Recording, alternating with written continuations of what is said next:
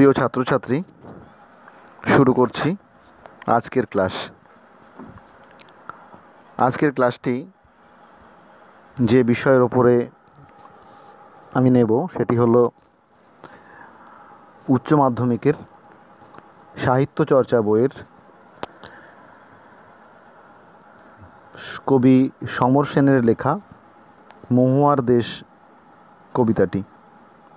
এই কবিতাটি যে মূল কাব্যগ্রন্থ থেকে নেওয়া হয়েছে সেটি হলো কবি সমর সেনের কয়েকটি কবিতা কাব্যগ্রন্থ থেকে এই কবিতাটি নেওয়া হয়েছে। 1937 খ্রিস্টাব্দে মাত্র 21 বছর বয়সে কবি এই কবিতাটি লিখেছিলেন। কবিতা আলোচনার পূর্বে আমরা এই কবিতার কবি পরিচিতি সম্পর্কে কিছু তথ্য জেনে নেব। কবি সমর সেন জন্মগ্রহণ করেন কলকাতাতে 1916 খ্রিস্টাব্দের 10ই অক্টোবর। জন্মস্থান হচ্ছে কলকাতার বাগবাজারের বিশ্বকোষ লেন। আদি নিবাস অর্থাৎ আগে বসবাস করত ঢাকা মানিকগঞ্জ সুয়াপুরে। তার পিতার নাম ছিল অরুণ চন্দ্র সেন এবং মাতার নাম চন্দ্রমুখী দেবী। তার পিতামহের নাম দীনেশ চন্দ্র সেন। তিনি বাংলা সাহিত্যের প্রখ্যাত লেখক ও ইতিহাস প্রণেতা। কাশিমবাজার পলিটেকনিক স্কুল থেকে 1932 খ্রিস্টাব্দে তিনি ম্যাট্রিক পাশ করেন। স্কটিশ চার্চ কলেজ থেকে বিএ ইংরেজি অনার্সে প্রথম শ্রেণীতে তিনি 1936 খ্রিস্টাব্দে পাশ করেন। কলকাতা বিশ্ববিদ্যালয় থেকে ইংরেজি সাহিত্যে এমএ পরীক্ষায় ফার্স্ট ক্লাস বা প্রথম শ্রেণীতে তিনি 1938 খ্রিস্টাব্দে পাশ করেন। 30-এর দশকে কবি কবিতা লেখা শুরু করেন। তার কবিতার বিষয় এবং রীতি বিশিষ্ট মানুষদের দৃষ্টি আকর্ষণ করেছিল। বুদ্ধদেব বসু সম্পাদিত কবিতা পত্রিকার সহকারী সম্পাদক ছিলেন তিনি যখন খ্যাতির শীর্ষে ছিলেন সেই সময়, অর্থাৎ তিনি যখন বিখ্যাত হয়েছেন, স্বনামধন্য হয়েছেন, কিছুটা খ্যাতি পেয়েছেন, সেই সময়ে 1946 খ্রিস্টাব্দে হঠাৎই তিনি কবিতা লেখা থেকে নিজেকে সরিয়ে নেন, অর্থাৎ আর নতুন করে কোনো কবিতা সেই সময়ের পর থেকে লেখেননি। নতুন কাব্যরীতি ও রোম্যান্টিকতা বর্জিত তীক্ষ্ণ ভাষা প্রয়োগের মাধ্যমে সমর সেন তার কবিতাগুলোকে লিখেছেন, আর সেই কারণেই তার কবিতাগুলি অন্যান্য কবির লেখা কবিতার থেকে স্বতন্ত্র হয়ে আছে। তার কবিতার যে গ্রন্থগুলো আছে সেগুলো হলো গ্রহণ, নানা কথা, খোলা চিঠি, তিন পুরুষ ইত্যাদি। এছাড়াও সমর সেনের কবিতা নামে একটা গ্রন্থ প্রকাশিত হয়েছিল 1954 খ্রিস্টাব্দে। সমর সেনের কবি জীবন তথা কবিতা রচনার কাল খুব বেদনাদায়কভাবে সংক্ষিপ্ত শেষ হয়েছে, কিন্তু তার 14 বছরের যে কবি জীবন, সেই কবি জীবনে বিষয়ের গভীরতা ও বিস্তৃতিতে, প্রকাশগত তির্যকতায় অর্থাৎ কবিতা লেখার যে বাঁকা পদ্ধতি, তীব্র নাগরিক জীবনের চেতনা, নাগরিক দার্শনিকতা, আধুনিক যুগের যে অস্থির চিত্ত মন, সেই সব কিছু তার কবিতার মধ্যে ধরা পড়েছে। জন্মদিন এই নামে মাত্র 30 বছর বয়সে তার লেখা শেষ কবিতায় কবির বেদনা এবং নৈরাশ্য ভরা কিছু লাইন আছে। এটাতে তার উপলব্ধির কিছু প্রকাশ আমরা পাই। একটি লাইন তিনি লিখেছেন সেই কবিতায়, আমরা ক্রমশ ডুবি সখাত সলিলে, অনিদ্রা থেকে দুঃস্বপ্নে আমাদের যাত্রায় কাক ডাকে, শুনি না আর সমুদ্রের গান। এই যে লাইনগুলো, প্রত্যেকটা লাইনেই তার আধুনিক জীবনের কিছু হতাশা ভরা, বেদনা ভরা অনুভূতি প্রকাশ পেয়েছে। বোধহয় এই সমস্ত কারণেই তিনি তার কবিতা লেখাও ছেড়েছেন। 1978 খ্রিস্টাব্দে তার আত্মজীবনীমূলক গ্রন্থ বাবু বৃত্তান্ত প্রকাশিত হয়। কর্মজীবনের প্রথম 2 মাস তিনি কাঁথির প্রভাত কুমার কলেজে অধ্যাপনার কাজ করেছেন, শিক্ষকতার কাজ করেছেন। দিল্লির অল ইন্ডিয়া রেডিওয় কয়েক বছর ছিলেন নিউজ এডিটর হিসেবে। পরে তিনি কলকাতায় দ্য স্টেটম্যান এর সাব এডিটর হন। 1957 খ্রিস্টাব্দে অনুবাদকের কাজ নিয়ে তিনি রাশিয়ার মস্কোতে যান। ফিরে আসেন 1961 খ্রিস্টাব্দে।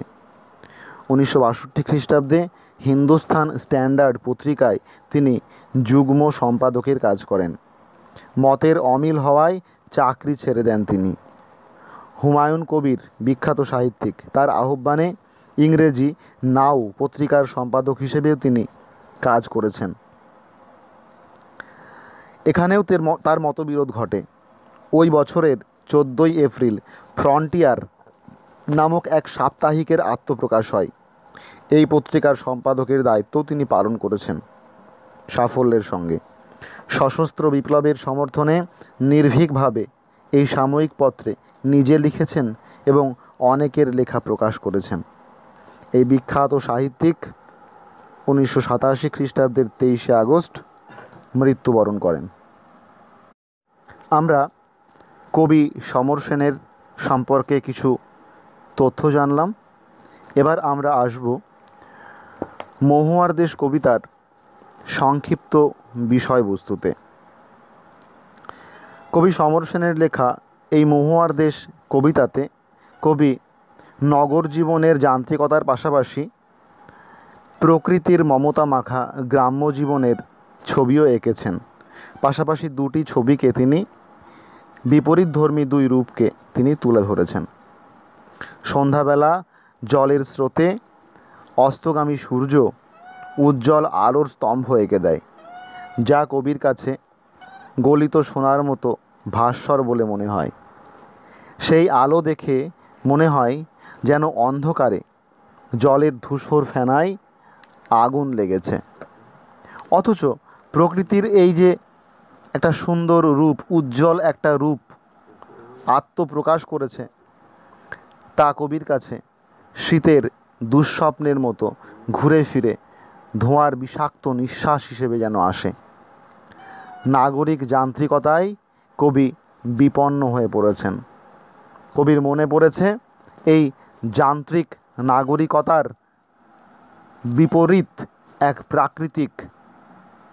এক সুন্দর প্রাকৃতিক পরিবেশ, মহুয়ার দেশের কথা। সেখানে প্রতিটি মুহূর্ত পথের দুধারে ছায়া ফেলে রহস্যপূর্ণ দেবদারু গাছেরা। দূর সমুদ্রের দীর্ঘশ্বাস রাতের নির্জন নিঃসঙ্গতাকে আলোড়িত করে তোলে। প্রকৃতির স্নিগ্ধ নির্মলতা কবিকে আকৃষ্ট করেছে। কবি চান তার সমস্ত ক্লান্তির ওপর যেন মহুয়া ফুল ঝরে পড়ে। মহুয়া ফুলের আবেশ মাখা গন্ধ যেন কবির ওপরে ঝরে পড়ে। নাগরিক ব্যস্ততা, যান্ত্রিক সভ্যতার উপর যেন প্রকৃতির স্নেহের স্পর্শ ঝরে পড়ে। নির্জন প্রকৃতির কোলে আশ্রয় নিয়ে কবি তার সমস্ত অবসন্নতা এবং ক্লান্তি ঘোচাতে চেয়েছেন।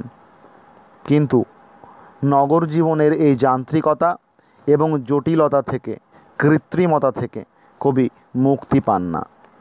তার স্বপ্নের মহুয়ার দেশেও যন্ত্র সভ্যতা হানা দেয়। কবির কানে আসে মহুয়া বনের ধারে কয়লা খনির প্রবল শব্দ। শিশির ভেজা সবুজ সকালেও দেখা যায় যে কয়লা খনির শ্রমিকদের শরীরে লেগে আছে ধুলো এবং কয়লার কালো কলঙ্ক। নিদ্রাহীন এইসব মানুষের চোখে ভিড় করে আসে যান্ত্রিকতা আর যন্ত্র সভ্যতার বিপন্নতার ক্লান্ত দুঃস্বপ্ন।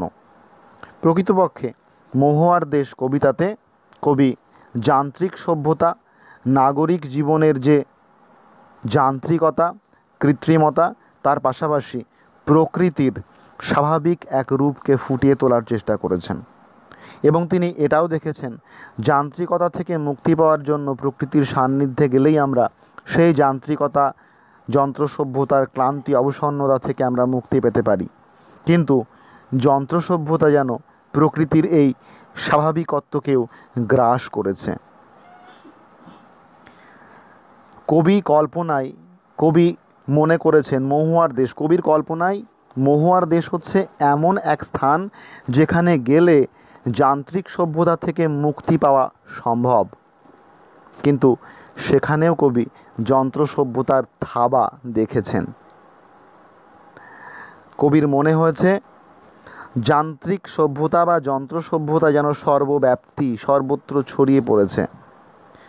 মহুয়ার দেশে অবসন্ন নিদ্রাহীন মানুষদের চোখেও শিল্প সভ্যতার দুঃস্বপ্ন এসে হানা দিয়েছে। কবি যান্ত্রিক সভ্যতা থেকে মুক্তি পেতে চেয়েছেন সার্বিকভাবে। প্রকৃতপক্ষে আমরা যে সমাজে বসবাস করছি, উন্নত নাগরিক যে সমাজ, সেই উন্নত নাগরিক সমাজ যন্ত্র সভ্যতার দ্বারা আষ্টে পৃষ্ঠে বাঁধা। এই যন্ত্র সভ্যতার যান্ত্রিকতা থেকে মুক্তি না পেলে জীবনের প্রকৃত আনন্দ, জীবনের প্রকৃত স্বাদ আমরা কখনোই পাব না। কবি আমাদেরকে দেখিয়েছেন যান্ত্রিক সভ্যতা থেকে মুক্তি পাওয়ার একটাই উপায়, সেটা হলো প্রকৃতির সান্নিধ্য। আর সেই সান্নিধ্য পাওয়ার জন্যই তো আমরা আমাদের কর্মব্যস্ত জীবনের মধ্যে একটু ফুরসত পেলে, একটু সময় পেলেই বেড়াতে চলে যাই, কখনো সমুদ্রের ধারে দীঘায়, কখনো বা দার্জিলিং, সিমলা, হিমাচল প্রদেশের পাহাড়ে, কখনো বা জঙ্গলে, কখনো বা প্রকৃতির আরও অন্যান্য বিভিন্ন রূপের সান্নিধ্য নেওয়ার চেষ্টা করি। এবং সত্যি সত্যি আমাদের প্রত্যেক দিনের যে একঘেয়ে ক্লান্তি, তা আমরা দূর করতেও পারি। প্রকৃতির সান্নিধ্যে এসেই প্রকৃতপক্ষে যান্ত্রিক সভ্যতার এই একঘেয়েমি, অবসন্নতা, ক্লান্তি থেকে মুক্তি পাওয়া সম্ভব। এটাই কবি মহুয়ার দেশ কবিতায় স্পষ্টভাবে ফুটিয়ে তুলেছেন। আজকে আমরা জানলাম মহুয়ার দেশ কবিতার কবি পরিচিতি, উৎস এবং কবিতার বিষয়বস্তু। আগামী ভিডিওতে আমরা মহুয়ার দেশ কবিতার সম্পূর্ণ পাঠ্যাংশ কেন্দ্রিক আলোচনা করব। পরবর্তী ভিডিও পাওয়ার জন্য যারা চ্যানেলটি সাবস্ক্রাইব করোনি তারা অবশ্যই চ্যানেলটিকে সাবস্ক্রাইব করো, এবং ভালো লেগে থাকলে অবশ্যই লাইক, কমেন্ট এবং শেয়ার করতে ভুলো না। সকলে সুস্থ থেকো, ভালো থেকো। সকলকে অসংখ্য ধন্যবাদ ভিডিওটি দেখার জন্য।